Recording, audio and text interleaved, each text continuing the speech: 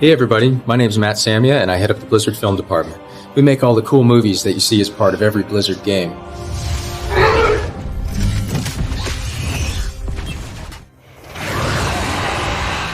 We're basically an all CG animation studio, just like the folks that make any of your favorite movies.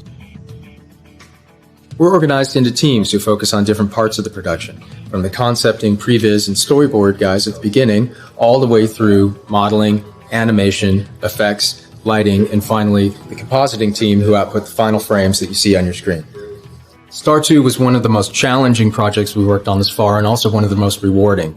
We had a chance to really stretch our storytelling in ways that we hadn't had a chance to in the past, especially with the in-engine flicks. And to tell you more about that, I'm going to pass it on to Nick Carpenter. Hey, I'm Nick Carpenter and I am the Executive Art Director for Blizzard Entertainment, and today I'm going to be giving you guys an inside look at our real-time cinematic creation process. So one of the things that we were really excited to do on this project were to take these pre-rendered assets and get them into the real-time environment. And it allowed us to tell stories in a way we just hadn't been able to do before. These assets are extremely large and really hard to deal with. And in the real-time environment, we were able to create these cinematics that lasted much longer. And we were able to explore stories from a different angle and really dig out these situations. We're able to take these super high-res maps and meshes and extract that information and get it into the real-time environment. When we actually started seeing this stuff being rendered in real time, we were super excited. So that pretty much wraps it up for me. I'm going to pass it over to Jeff Chamberlain, who's going to walk you guys through the cinematic creation process. Hello, I'm Jeff Chamberlain. I'm the cinematic project lead for StarCraft 2. Making the StarCraft 2 cinematics was an awesome experience. It allowed us to tell the game's story in the traditional Blizzard cinematics way.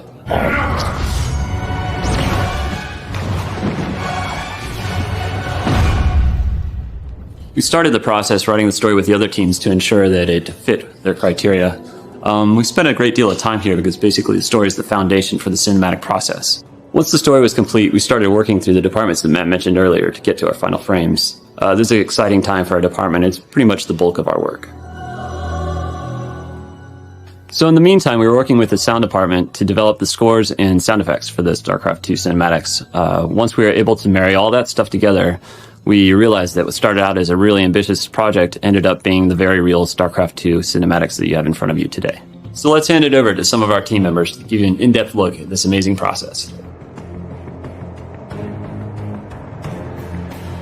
My goal is to help the directors to visualize the asset in 3D as fast as we can, so then we cut all the back and forth between concept and modeling. One of the great examples of a character that has a really good and detailed displacement work is Kerrigan. We had the concept done, and the concept convey a great amount of detail, and then we build a base mesh that has all the right proportions and enough information to help us to add the detail on it. So when we started talking about StarCraft 2 and I knew we'd have to have a new design for the Marine, I started working with the concept artist back then and kind of exploring some ideas. So we came up with something that the director was really happy with, and the concept artist was able to take that to a completely different level.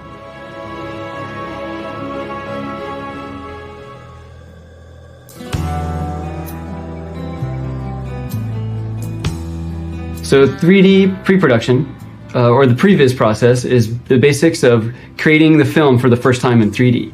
One of the main things to get out of a 3D pre-production is camera space and how the camera tells the story.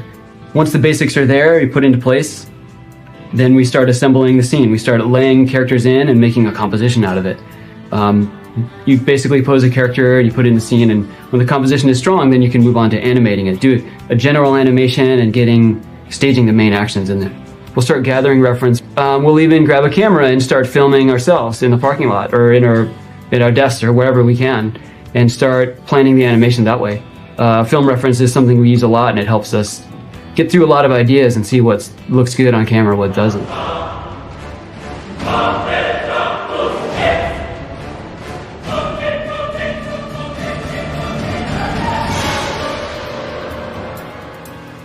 We have the three main characters, Tychus, Raynor, and Kerrigan, all in the same space, and we needed to show an emotional battle between all three of them. We needed to show Raynor's longing for Kerrigan over all this time, and the finality of actually getting what he wanted. And we also needed to show the double cross between Tychus and Raynor.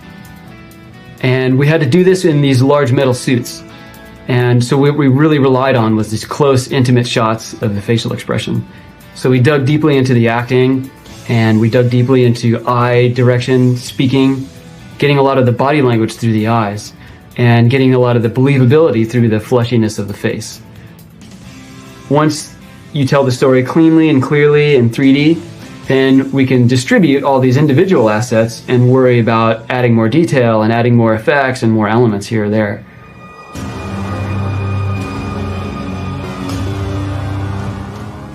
Rigging is the process of hooking up controls to our characters that allow the animators to move them through the scene. One of our more complex rigs that we built for the cinematics was the armor suit for the Marine. You see them in the intro and all throughout the rest of the cinematics. There were many controls, over 200, to articulate everything from the arms moving around and the face shield down to all the little vents on the back and down the spine. So that presented a unique and difficult challenge for us to keep that whole thing together and rigid and still able to act, still able to give the performance that the animator was looking for. So we have the simulation process, and that's the process of deforming a character using a simulator. So the character of Kerrigan presented a number of different challenges for us, not the least of which is she's seen in 3 different forms throughout the cinematics.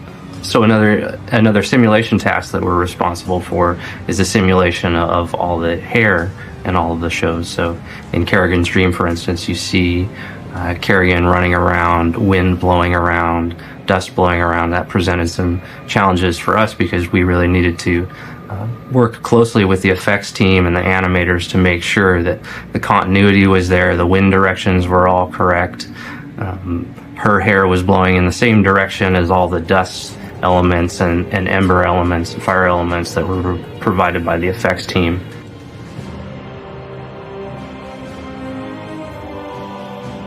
When you're lighting a sequence, about half the equation is the lights and the other half is the shaders and how the surfaces react to the lights. As the shaders are being developed, the artist is looking at real-world samples of different materials and trying to mimic that in CG, and how shiny the object is, how reflective it is, what coloration it has, just how it takes light in every way. So there was a lot of effects elements that we knew we had to create that we didn't know exactly what they needed to look like. We had an idea. You can kind of imagine what low-lying fog would look like, for example, but without actually seeing it in action, you don't get the nuances that sell it as being realistic. So one of the things that we did was we rented out a studio and we went and we shot practical effects, basically. We shot, for example, dry ice pouring out of buckets and falling over the floor, and looked at it from many different camera angles to try to see what happens when it interacts with objects and moves around the objects. It was pretty fun. We got to do lots of things with like air cannons shooting through the ice to see what would happen when a character would walk through a foggy ground and how it would swirl around his feet. We also shot reference for doing dust, like heavy blowing dust in the air, where we took bags of flour and shook them in front of a fan and watched it go through the air. That was great fun.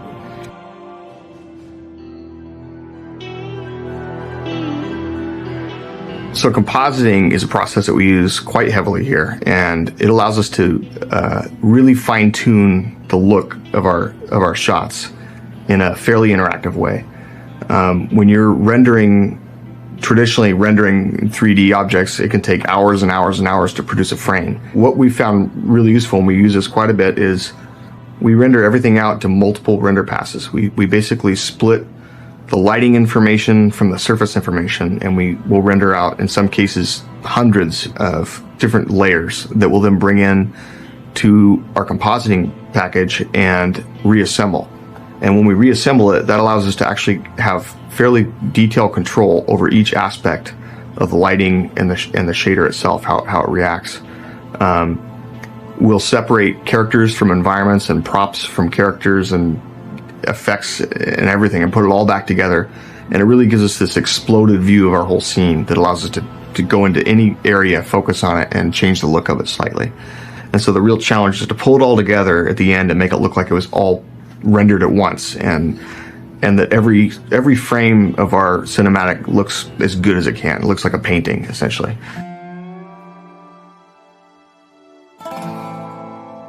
So story mode is basically the single player campaign of StarCraft 2, and cinematics part of it is to basically tell the story through story mode in the game. So what I am going to show you here is basically an overview of one of the characters in the game, Jim Raynor, and it takes place in Marsara Bar, which is the start of the game, and that's where we first introduced Jim Raynor to you, which is 4 years after the original StarCraft.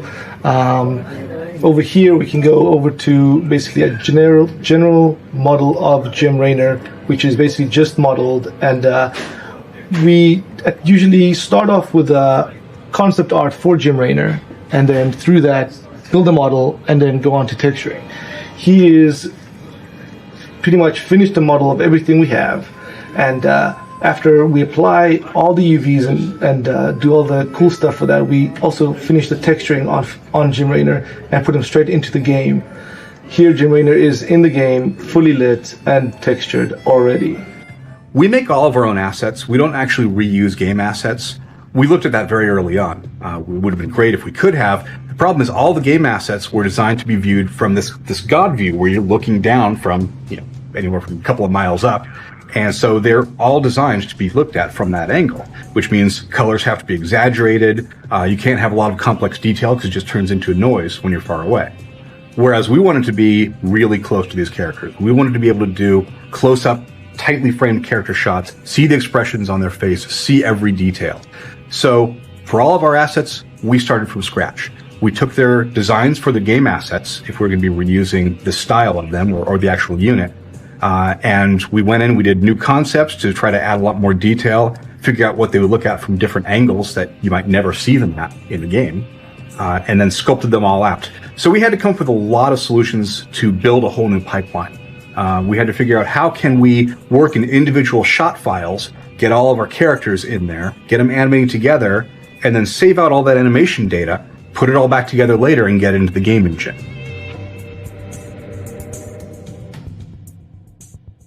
So thanks for hanging out and checking out the cinematic creation process, and we hope you guys enjoyed it, and we'll see you guys on Battle.net real soon.